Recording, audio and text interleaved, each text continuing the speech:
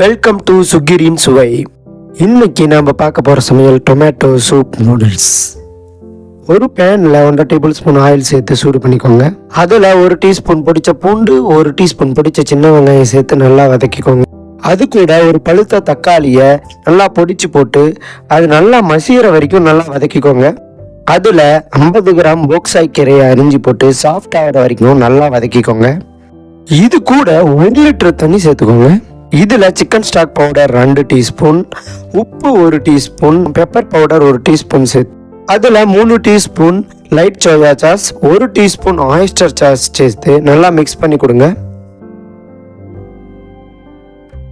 இதில் 150 gram noodles சேர்த்து mix பண்ணி கொடுத்து 5 நிமிஷத்துக்கு நல்லா கொதிக்க விடுங்க. போக்சாய் கீரையெல்லாம் போட்டு செய்கிற இந்த ஹெல்த்தியான டேஸ்டியான டொமேட்டோ சூப் நூடுல்ஸ் இப்போ ரெடி. ஹாட்டாக சர்வ் பண்ணுங்க, சூப்பராக இருக்கும்.